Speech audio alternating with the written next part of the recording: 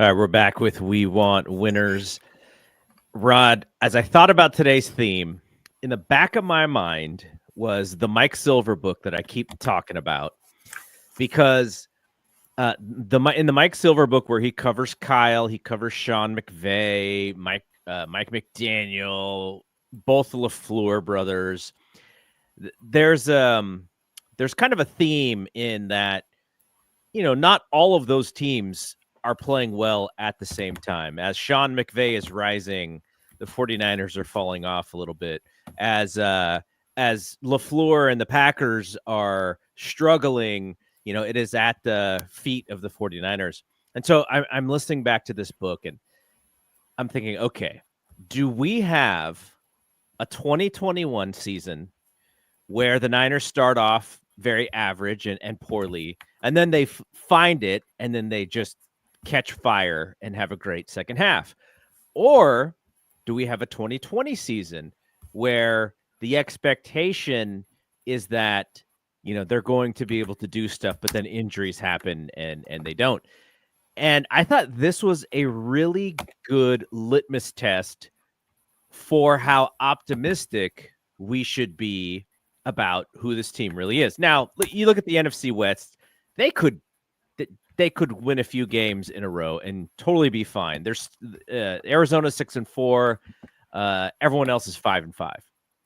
But when it comes to what I saw when I turned the other channel, when it's Kansas City and Buffalo, I did not come out of this game thinking that they can catch fire and be one of the best teams in the league. Is that too early, or did you feel similarly? My overall take, again, I make the mistake of going online and trying to take a pulse of the fan base. And the thing that is so frustrating to me is that everybody is so reductionist. It's Kyle, or it's Sorensen, or it's anybody but Brock. But my thing is, it would be great if it was just one thing. Mm-hmm. But it's not. This is, this really is my worst fear. Realizes the fact that, okay, Nick goes out and the defense falls. Okay, that's fine. But it speaks more to a holistic thing, is that, I just don't know how talented this football team is. That is what I walk away from just asking myself is, everybody just assumed that we were an overtime away from a Super Bowl win. And we just felt like we'd run it back, add a few pieces. That's the way I felt, at least from what I saw the moves they made. They felt like they were, they were just, those are all the additions this offseason were maintenance pieces. It was not an acknowledgement that they needed to make any huge additions. They just felt like, on the defensive interior, it seemed to me that the notion was that Hargrave would play better, and then these guys would be fine. That Nick would dominate, and then, having a second banana on the right side would be fine. I didn't agree at the time, so it's not like I'm being revisionist. I said at the time I didn't feel like they were making those moves smelled of a team that felt like they were just one player away, and that they were doing everything that they could to kick and scratch and claw and keep that window open. I just didn't get that feeling. And to me, it's come to pass. We just weren't good enough today. And you could say that it was all the fact that Nick went out. And I'm not going to argue it. Can I actually say something about Nick going out? Mm-hmm.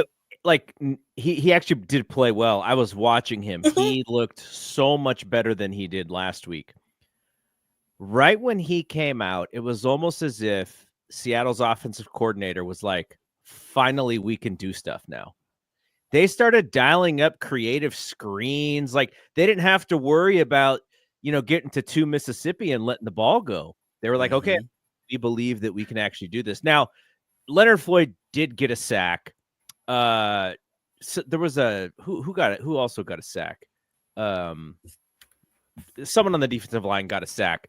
So they did bring some pressure, but it was almost like Seattle's offense was like, it was like a early Christmas present for Nick to be out. And then what we saw on the last drive is because they were in hurry up, Niners couldn't get any of their players off the field. I don't know if you saw this, but it was the first run, Geno's first run, not the touchdown run, but the run right before that. Leonard Floyd almost doesn't even get in a stance. He's so tired. He starts to his pass rush. He gets chipped by a wide receiver and almost goes down. He's so tired. Geno goes by him. He kind of throws his arm out and he turns around, and it was almost like, I got nothing. I can't even attempt to run after this guy. So that dude was tired or whatever it was, fatigue. They couldn't get off the field. And, if it's not saying that Nick wouldn't get tired, Nick would have gotten tired too. He's just he's just a younger man. He's better. We know that he's just a crazily trained athlete. So that was one example of where if Nick is in the game, it's a little bit different there. We're talking about they can't keep Geno out of the end zone at the end there. The other thing that I would suggest is, and we'll talk about this as my first thing that I didn't like, which is Shanahan must see ghosts in these type of games, because this is the third game this season where it was pretty clear that the Niners had the advantage, even though I didn't think that they played great. They played good enough to beat Seattle. I actually wrote in our Discord that, the Niners aren't playing great, but the best thing about it is neither is Seattle. Like they were both just playing blah football. And so Niners are still winning. And then we get to that last drive. I have the play calls up because I wanted to remember it correctly. So the Niners have the ball in their own 37. McCaffrey with maybe his best burst all game long, 11 yards. Next play, McCaffrey gets stuffed, but then there's a defensive holding. So first down, Niners are across the 50. So they're in Seattle territory. Loses a yard, timeout Seattle, and then Shanahan goes to the play action. I understand. I mean, even Greg Olsen was calling for it. And I'm not even saying that was the wrong call. Like we've said over and over and over, Shanahan knows so much more about football in his left pinky than I know in my entire brain. But what the facts point out is that he is often dialing up either the wrong thing or the players are in this situation where they're not actually executing what he's calling. Had he run there, Seattle would have, I think they would have had to burn the second timeout because there was still 3 minutes left, about 3 minutes left. So then they would have run another play, and if they would have run a running play, and even if they would have had to punt, then you kick it to Seattle, and they have less than 2 minutes left. Instead, the way that they did it, Seattle had one timeout left, and they had the ball with 2 minutes and 45 seconds. Now, maybe if the new punter O'Donnell, gives them a little bit of a better punt, whatever. Those are also things in this scenario. But my point is not about, Shanahan lost the game. My point is that this dude, he has had these situations time and time again in his career, but this season that is fresh on our minds, and whatever he is dialing up is not the right thing for his offense. And it's just frustrating because had he actually gone conservative, and Seattle would have had one timeout and the ball with 2 minutes left. That is preferable than what the Niners allowed them, which was an extra 45 seconds and an extra timeout. And Geno he did his thing, and they lost the game. But whatever that is, that just disconnection from the offense and him calling plays with the lead late in the game. There was a stat that said the Niners gave up the most points in the last 2 minutes of the game in the NFL this year. That also had to kind of be in the back of their mind about, okay, we kind of have to make this difficult because this is what we do this year, and they didn't. So that is there. I'm not accusing anybody of being bad at anything. I'm just saying this dude has been in this moment a few times, and you reverse that moment in all 3 games or in 2 out of the 3 games, our outlook on this season is much different. Yeah, I think, I have just recently started the book that you keep going back to. And again, what I took away from that, first and foremost, is it kind of jives with what I have always believed, that it's the Jims and Joes, not the X's and O's. And the thing about, like, today, for example, just as an example, I don't know if when you tell me the way the game had been playing out, if you tell me that we got one play to steal the game, do I want to put it in Brock's hands or do I want to put it in the offensive line's hands? I don't know. I mean, if Brock is the guy, then those are the, he needs to make a play there. I mean, it's, I know it's not apples to apples. It's not apples to apples, but you look at the end of the Buffalo game, they put that game in Josh Allen's hands. Absolutely. And he brought it home. I mean, so I don't know. I'm not saying rewatch that play. Which one? The Debo, the play action to Debo play. Yeah. So either it looked like the defensive back changed the route for Debo slightly. I think he was supposed to actually go a little deeper, but the defensive back kind of forced him to make his move a little bit sooner. Rerouted him. You saw a lot of people say, "Oh, Brock's throwing the ball. He expected Wemby to be there to make that catch," and it was a miscommunication. And I don't know. Again, we're going back to sort of, dialing that play up. The guy who was absolutely in his bag and on fire in that game was Jennings. Debo had very little to do with what they were doing offensively. I don't know if he was bottled up. I don't know if the game plan went away from him. That is not stuff that we can necessarily see on the television screen. But to me, because what you just said, it's about the players over the plays. 2 people in the Niners offense, unless you were designing a run for Brock, because there were moments where he was actually very successful on his feet. You got to get the ball to CMC, got to get the ball to JJ. And they dialed up the play for Debo. I'm sure in the back of Shanahan's mind, he very much trusts Debo to make a play, but he and Brock are off on that throw.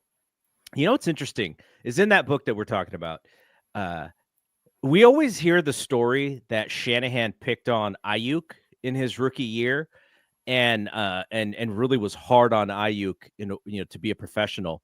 But what Mike Silver writes is that he was the same with Debo, and to the point where Debo was really frustrated at feeling picked on in a sense. Every time I see Debo on the field, I'm like, man, he's like very close to doing something, breaking one or whatever. But they ran the couple of wide runs with him today that just didn't really work. He wasn't really a fixture in the passing game. He's probably the one who was actually hurt more by Ayuk being gone because he just gets more attention. And so all of those things being said, I know Shanahan knows that, but still he dialed up that play for Debo instead of JJ. Maybe he's worried about JJ's speed and not being able to get out on the break as well. Whatever it was. Also, pretty Ricky Pearsall was a no-show today.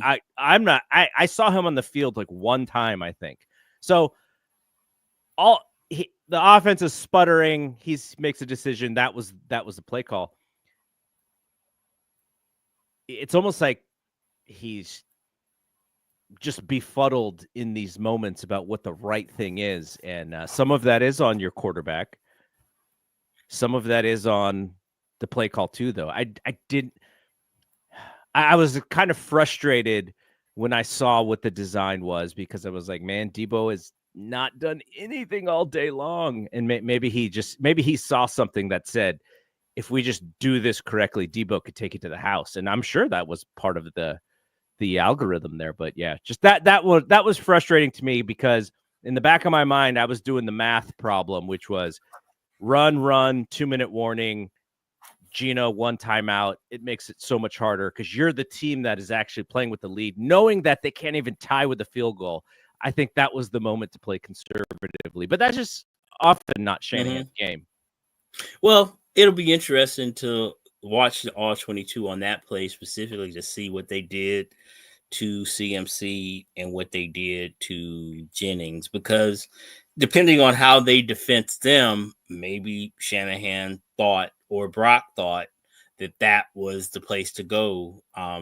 If he was the one who had the least amount of attention on him, and anytime you get the ball in his hands, he is subject to, break a tackle and do whatever. But again, like you had also said, I rewatched the play, but it looked to me in the moment that he might have been rerouted in a way that maybe he wasn't exactly where Brock thought he was going to get to.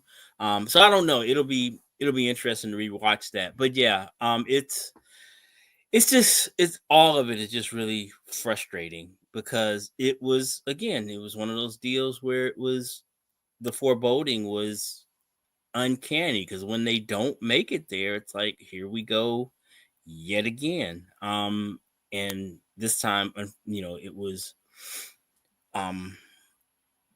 previously it didn't come to pass last week. They were able to hang on, but this week not so much. And it's just really it's I don't know. It's a frustrating situation. I'm not one to like give up on them, but here again, we've got to go on the road again against a pretty good football team. It's so next week it doesn't get any easier the next 2 weeks.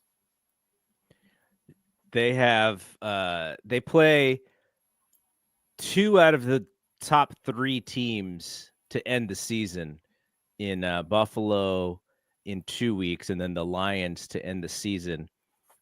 The Lions probably will not even need to care about that game. Actually, a second to last game of the season. Mm-hmm. And the Niners very much will probably need to care about that game unless they just have no chance.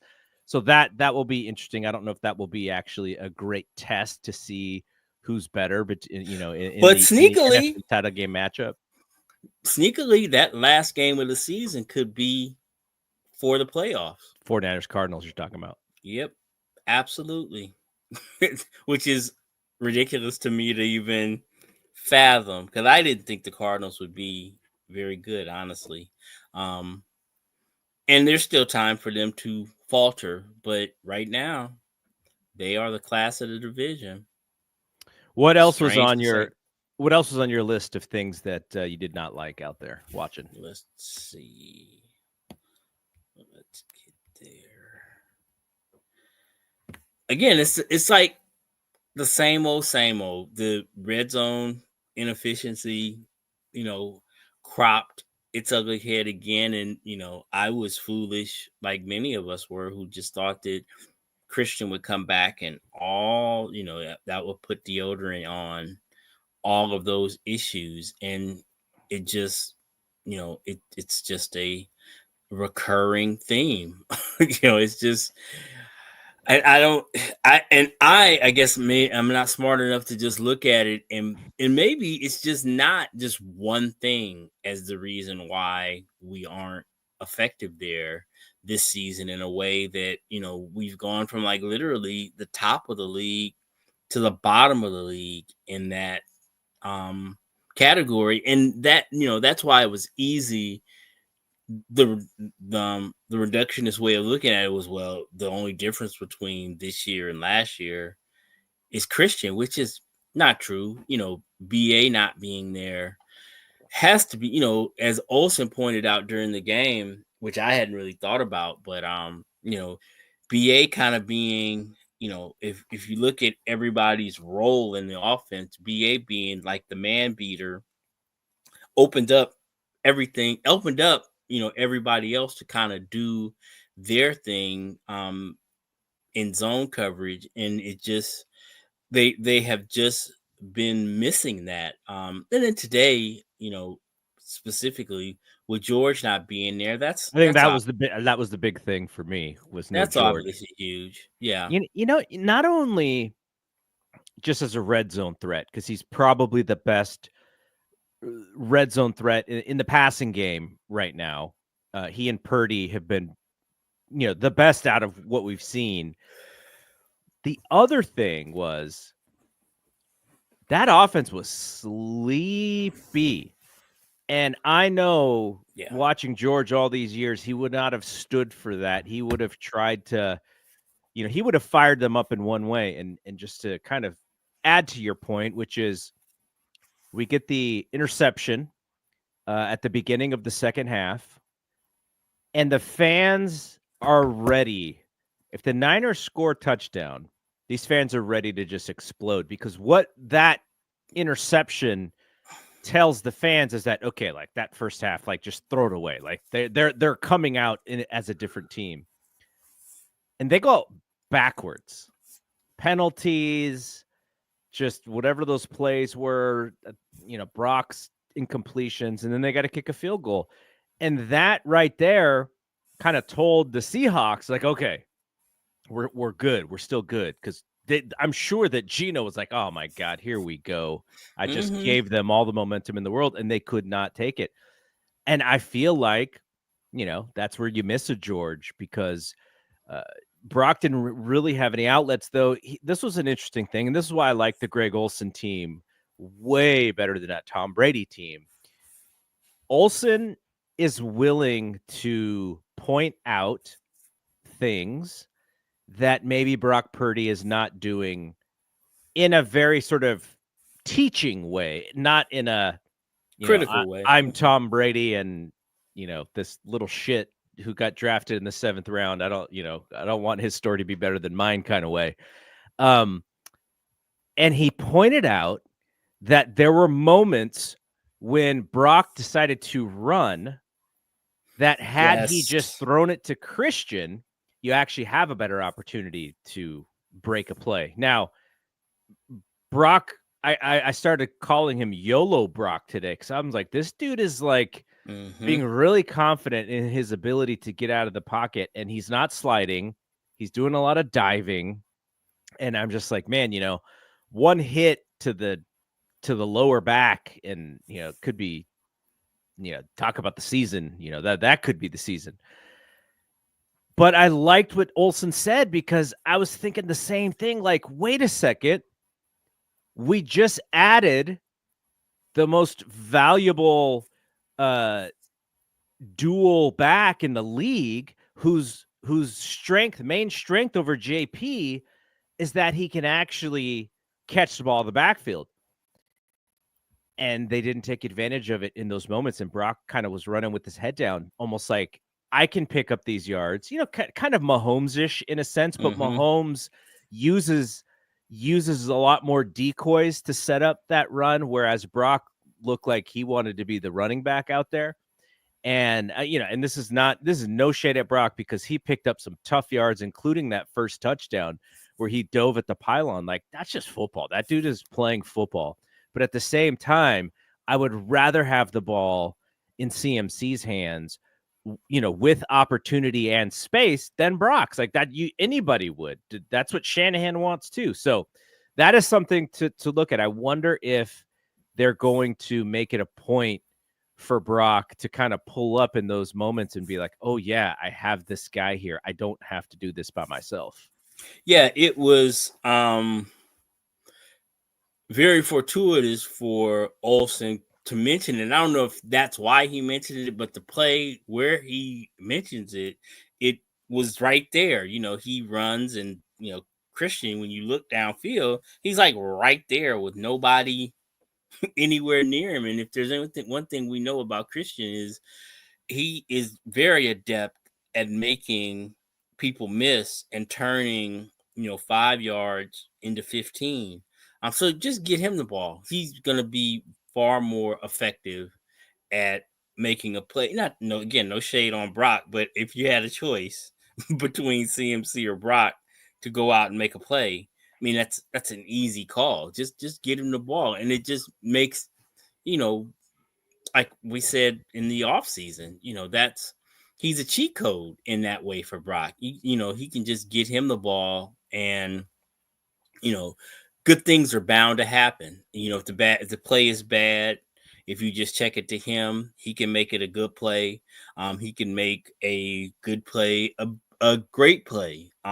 So yeah. So hopefully, he's, what is this, week 2 back, 3 back?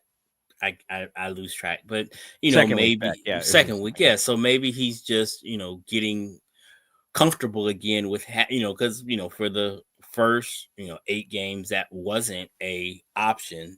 So I'll give him the benefit on the doubt on that, but I'm sure there will be film study this week to be able to show him and make the coaching point that, hey, you're making it harder on yourself when you just get the ball out of your hand and let him do the heavy lifting. I can't throw any shade at the defense today because they kept Geno under wraps until that last drive. Geno leads the NFL in yards per game through the air, and they held him in check for the most part. He was having to, to go through all kinds of different reads. And I thought defensively the game plan was really good. He only threw for 221 yards. Likewise for the Seahawks, though. I thought they did a great job with Brock and the 49ers offense too. Even the run game, Kenneth Walker, he was solid, but he didn't break anything. Receiving, it was Smith, Jigba had a really good game, but it was all real underneath stuff. He just has the ability, who's catching a lot of stuff underneath, and that was kind of the guy who Geno's going through. So I can't shade the defense pretty much at all. But I guess the other negative for me is just all of these offensive line penalties. Like, it was almost like sometimes you kind of wonder about, okay, what was the focus on in practice or whatever? What's the game plan? And they just, I don't know what the deal was, but you had holding calls and false starts, and and these penalties really mattered because they took away some big plays. And we're gonna have issues with this offensive line just because they're an average unit, even with a Hall of Famer on the left side there.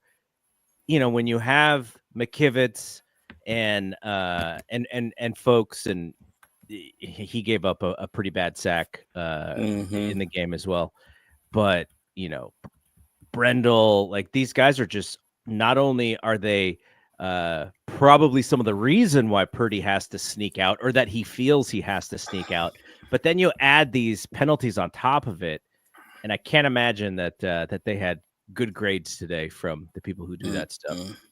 9 for 54. And like you say, 9 is a huge number. There's no way There's just no two ways about that.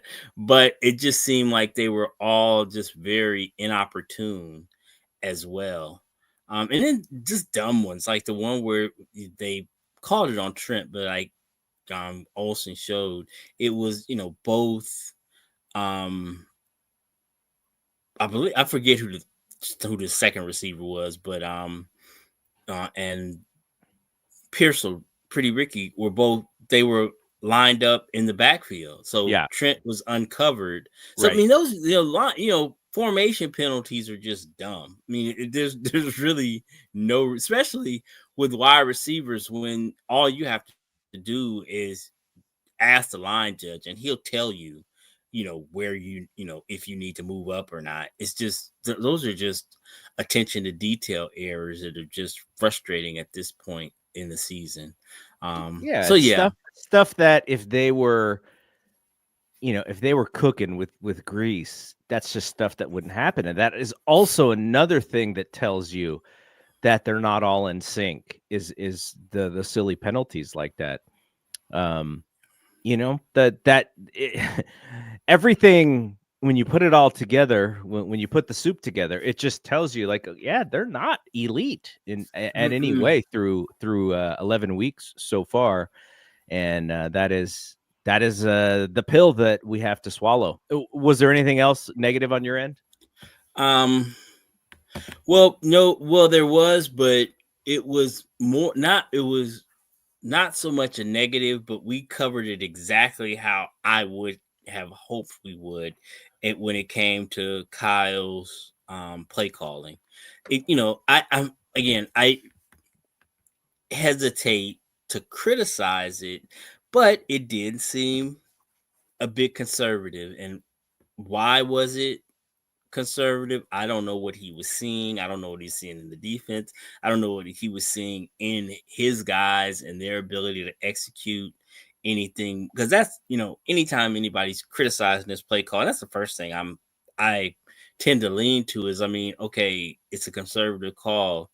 If we're not executing it, do you think an exotic call is going to go any better? I mean, You know what I want? I want the exotic design with the motion and with the defense reacting, going like, uh-oh, this is not what we think happens. And then you Mhm. do something that sticks to the run game. That's what I was kind of hoping for was, oh, Kyle's going to put together this run play. The defense is going to think it's a pass. CMC is going to the end zone. That's kind of my hope of what was going to happen. And then the play action pass happened.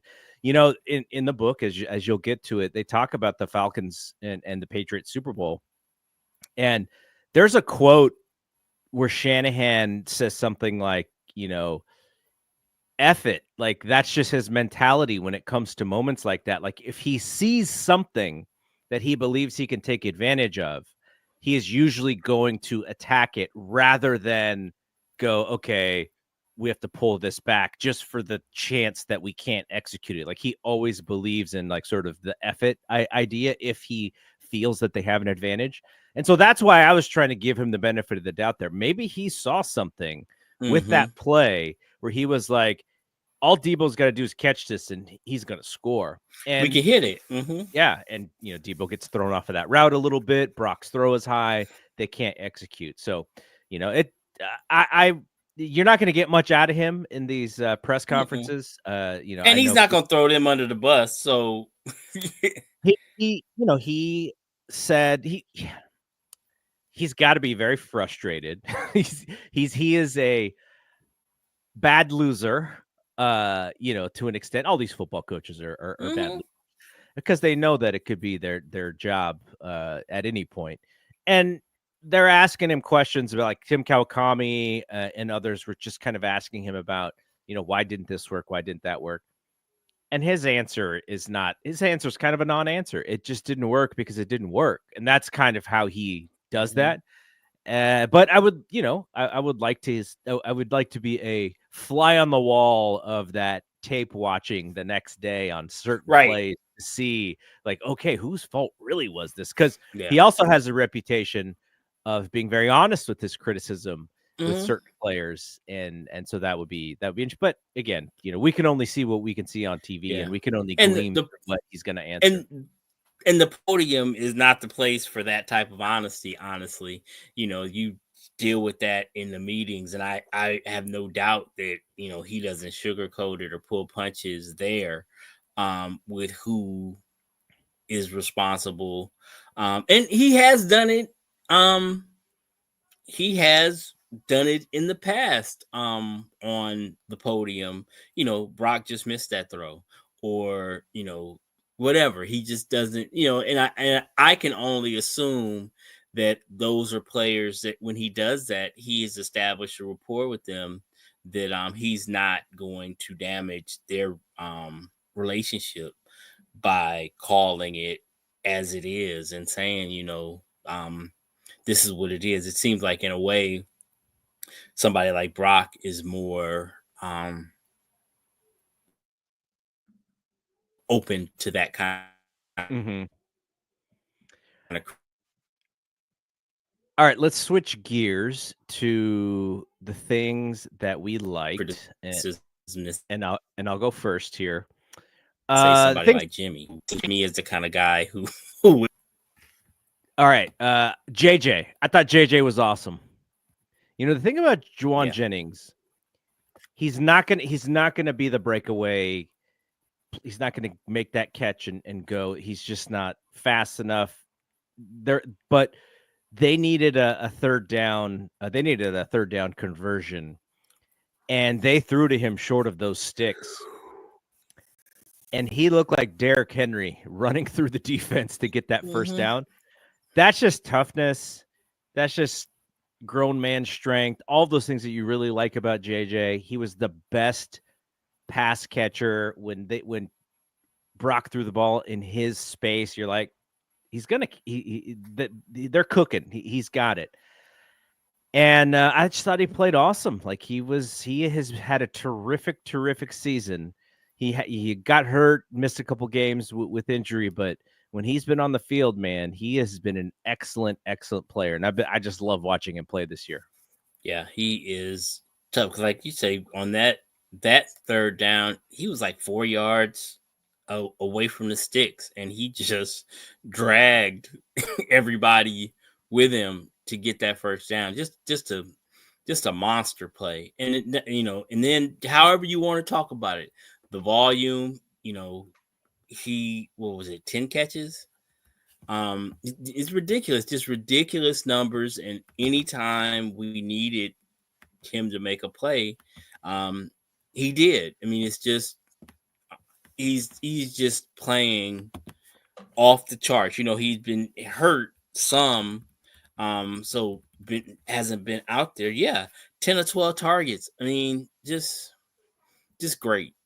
He's just been a revelation this season. What were some of the things that you liked? Um, well, we had the JJ we talked about until the last two drives, the defensive front pressure, with three. I got 3 sacks down here, but I think it was 4. I think Gross Manos got one too, because I know at a certain point it was JJ and Floyd had 1.5 each, and then so yeah, I think it was 4, not 3, and then it was like 7 quarterback hits. So so the pressure was good. I mean, we kind of talked about that, and I mean, Moody didn't miss any kicks today, so I mean that was that was something that I liked. So yeah. I thought it was Leonard Floyd's best game until the end there when he Hmm. was spent. And like you say, they were just sucking wind, and it just highlights something we already knew. Is it's a completely different ball game when Nick is in there versus when he's not in there, especially when you lose somebody who, I don't know, heretofore. I mean, we paid him a whole bunch of money, but honestly, Hargrave hadn't really wowed me as like this off the charts talented guy. But he's more talented than any of those other guys that we have. And when you remove that level of talent, and all you've got is, basically, let's call a spade a spade. I'm not being I'm not trying to um diss those guys, but I mean they're basically just replacement level players. None of those guys are, they're just replacement level players, and that's kind of what you get there. It's those guys are hard pressed to come up and make a play that's gonna a game changing play, because that's just really not their role. So yeah. I thought in the second half, CMC showed a little bit of spark. I thought his legs just looked a lot better. The first half was just him running into the line of scrimmage and just getting pushed back. But there was moments in the second half where I thought, oh, that's the guy that we remember. But I like, again, I expected him to break one at the end there. That's the way that I sort of saw that game going. So when I saw the play action incomplete, I was like, wait a second, I envisioned this already. CMC was scoring on this drive and it didn't happen. The other thing, and I'll end my things that I liked with this, which is they re-upped Demo, right? They paid him like he's one of the valuable players on that defense. So his first game back, or his first game with the new contract, just the fact that they invested in him, I thought was really interesting. I didn't know if that was going to happen necessarily. It doesn't say great things about Mooney, but Mooney is still dealing with the grieving of the loss of his child, so he is not back yet. But they made their choice, and this is where they're going, and that means more than likely that Mooney's going to be gone next year. So I thought it was the investment in the young player. I want to give the 49ers brass, their front office, props there. I thought that was a positive going into the game. I just wish that I guess the thing that he showed up most on, he did lead the team in tackles. He also got in a fight. He was scrapping with somebody there. But yeah, that's it for me for things that I liked. Yeah, that's a very team friendly contract that he signed. So it's yeah, I didn't think they would sign him at all, but I also thought that he could make a lot more money than that. But him and his agent, hey, how can you sneeze at 38 million guaranteed? That's a lot of money. That's especially in this league where there is so much worry about injury and so much worry about especially as a DB, losing a step and you're kind of done. So yeah, I thought this is where we would have thought that he would have had a little bit more leverage, but maybe he didn't feel like he had as much leverage as the 49ers did, and he enjoys being on this team. So I thought it was nice. All right, you have your blame pie. Well, it started out as a credit pie. So that's there's that.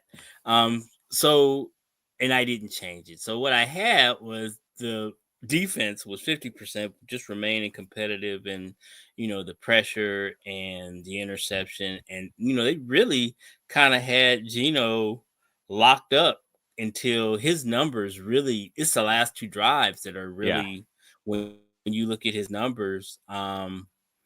Yeah. So I guess if I switch it to blame, it's the red zone inefficiency of the offense, and then the interception didn't help.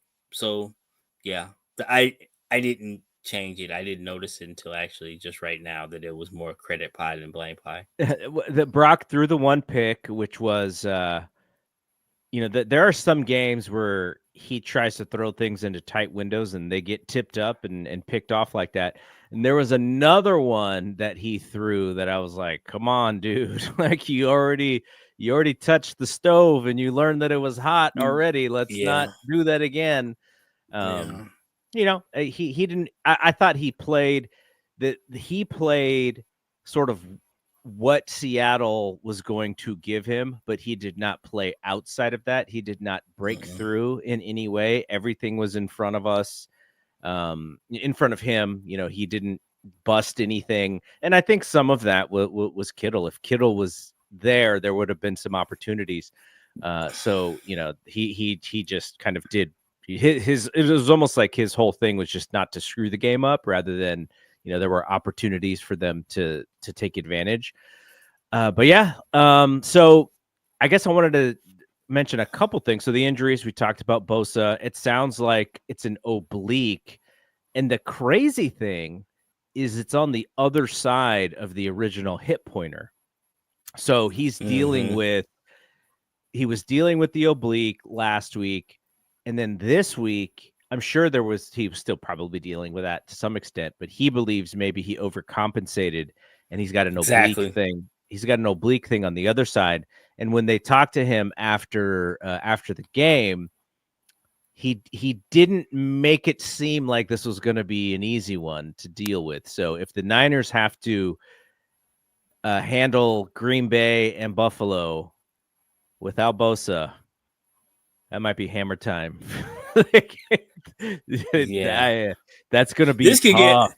This could get ugly quick, because when you look at it now, we've got 3 losses in the division, so that means we have to win it outright. Because we don't have a tiebreaker versus anybody at this point.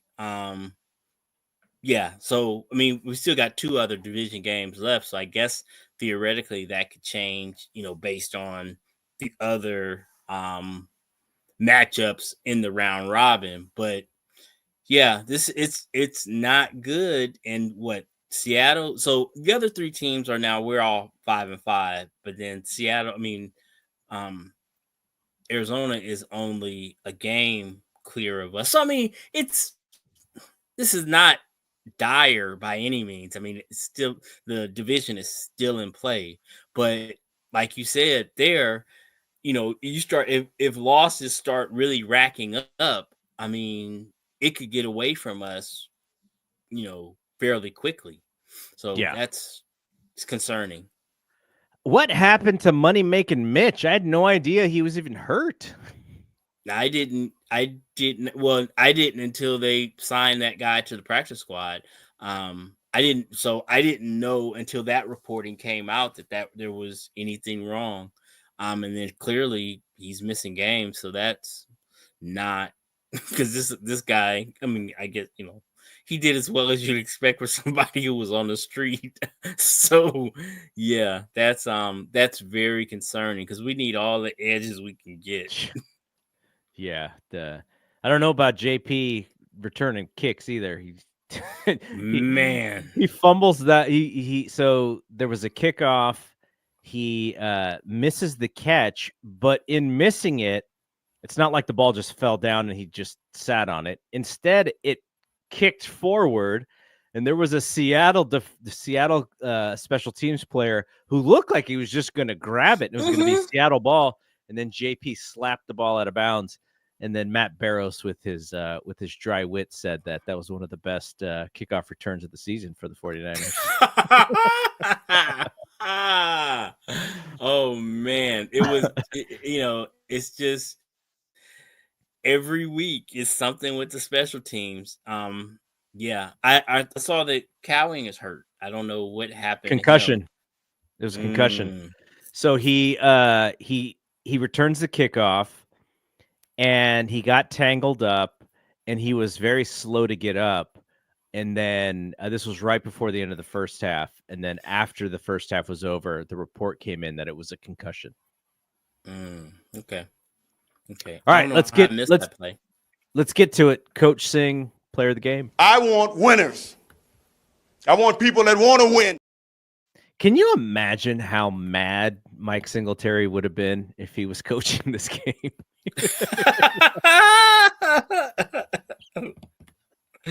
Oh my God. Yes.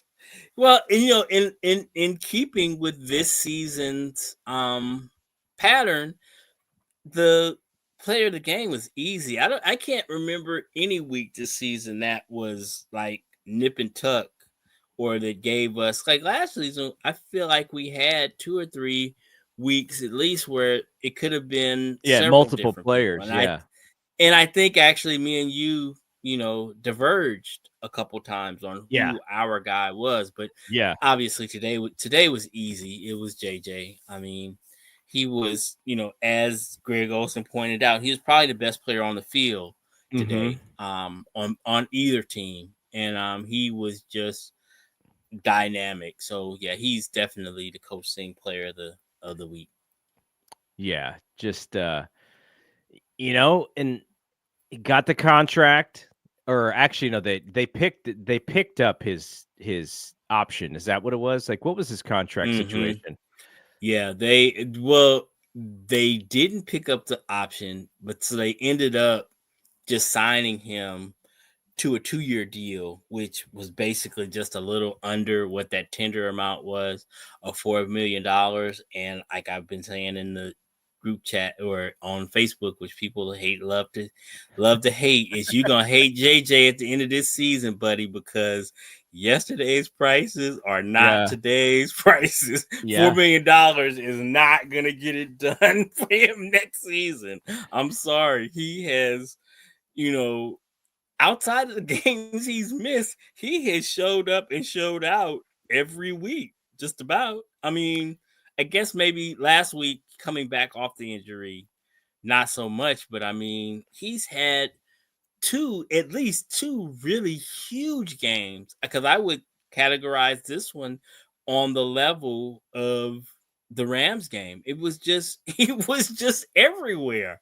Yeah. He is definitely, I don't care what the depth chart says, he's no longer a number 3 receiver in this offense anymore. And I don't know what that'll end up meaning. Obviously BA is not going anywhere with that deal. But I don't know what does that mean for Debo, or what. But he is definitely proven that he is a top of the rotation receiver, and his old role is just we kind of find, I mean, it's a completely different position, but we saw it with Azeez Al-Shaair. Is it got to a point where he just wasn't nobody's number 3 linebacker anymore. It didn't work. And then it was funny to me to hear people talking about when Dre got hurt with him coming. No, he's not that guy anymore. He's not gonna be anybody's second fiddle. And you see the way he's balling in Houston. He is a top of, I don't know, he's not as good as Fred, but he's a leader of a linebacker core. He's that good. And I think, I don't know that JJ is necessarily a number 1 because of the things we talk about with his speed or whatnot, but he's damn sure not anybody's number 3. He is somebody who, as we've seen, he can handle double-digit targets per week. I mean, and I don't know that when everything is, as it should be and everybody's healthy, if he's doing that every week, but he can handle it. So yeah, he's up for, if I was his agent, I'd be very, very happy with the development of him this season. It's good for him, man. And I'm, again, we kind of see things the same way, and that, why would you want him? And I get it. Some fans, why would you want to? He's obviously way outperformed that contract this year. Why would you want him not to be compensated, at his fair market value? It doesn't make any sense to me. I'd rather him have the money than Jed. So yeah, get your money, man. Good for him. Yeah, so he's signed through these next 2 seasons, and then he's an unrestricted free agent in 2026 at the age of 29. What is do you happen to have the number there of what his number is next year? So the cap hit for next year is 3.5. Ain't no way. And the contract that he signed before this year was 2 for 11.89, but the guaranteed at the signing of the contract was $8,435,000. So signing bonus was 6.2.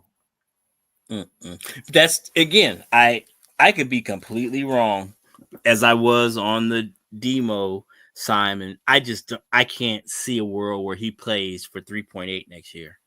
It's unfathomable to me. As a employer, I would feel some kind of way about him, because again, that's just the way I look at it, because I am a business owner and I take care when my employees show up and show out, I compensate them for that. I don't just,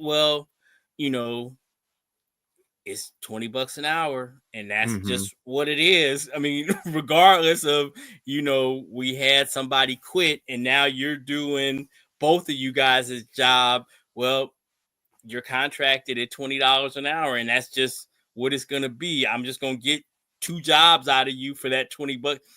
That's just not how I roll. And I don't think that's ethical to do. When we're doing good as a company, they should get bonuses, reflective of the fact that things are good. I don't, again, that's just how I see it. So hopefully he is able to see some kind of benefit from, his uptick in his, crazy uptick in production. He had like 40 targets all last season, and I know he's close to that in like 3 games. He was 11 today. So yeah, it's just, you have to pay him. And again, you had mentioned it. I thought it was kind of curious that still, after what Ricky did last week, that the target distribution was still really, really top heavy. He only got 2. And like you said, I can't, I'm going off of the 2 on the box score because I don't remember him being targeted at all. Right. So yeah, that was interesting because I just kind of thought he had sort of earned more looks. So I don't know, what that how they were I can't imagine it. They were like rolling coverages to Pretty Ricky. I kind of wondered if they just trusted their pass rush would force Brock to make quicker decisions. And if you can do that, and you look at the Niners' speed on the wide receivers, like Debo is not someone with sprinter speed. Debo picks up speed as he gets the football, and Jennings and Pearsall aren't fast receivers. So then without Kittle, you have who was the backup tight end? Siebert. And there's a reason he's the number 2 tight end. So there was, outside of CMC, there was really no speed on the offense. So I wonder if they just depended on their pass rush, and then they just kind of pressed a little bit so that, just thinking that they weren't going to be able to get open very quickly. I don't know if it's just a simple matter of the difference between college and pro, but watching him in Florida, I always thought he was a lot faster than that, because he does not look fast at all in the NFL. He just, that's not going to be a part of his game. So I was I was hoping that we would see an increased workload for him, but it didn't come to pass. So yep. All righty, we'll be back after the Green Bay game next week. The only solace I have is Buddy, who's a Bears fan, was like, you know what, Jordan Love likes throwing the football to the other team, and I'm going to live on that one. And I was like, okay, I hope that goes to next week, because Niners play Green Bay. And we get Love. He's not healthy though. Love, you could tell Love's still not healthy. And we get Tom Brady again. Yay! Oh man, I liked Olsen today. Yeah, I thought he's really great. Good. He's really good. He is great. Probably is overstating it, but he is good. He's very good. Look, I listened to Romo at the end of that Kansas City Buffalo game. I think Olsen's better than Romo. Yeah, absolutely. Absolutely. All But right. Roma plays a lot of golf, so I mean, he's probably not spending a whole lot of time prepping. He was saying how they were down 9. Kansas City was down 9, and they were at the 2-minute warning, and he was still saying, until that clock reads 0, I'm not gonna say that Patrick Mahomes is can't win the game. I was like, I don't think this one's in the bag for them, buddy. So, all right, we'll be back next week to talk Niners Packers. Hopefully with a better theme. Hopefully with more things that we like than dislike. Hopefully just a better game overall for the Niners because 2 more losses. And we're probably talking about, that they're going to have to get a lot of luck coming into, to make the playoffs. 3 more losses and they're done. This is how it's going to work this year. So, all right, we're done. We're done. Hopefully the Niners aren't done, but we're done. We'll be back next week. So for Rod, I am Double G. We will see you when we see you. Peace out.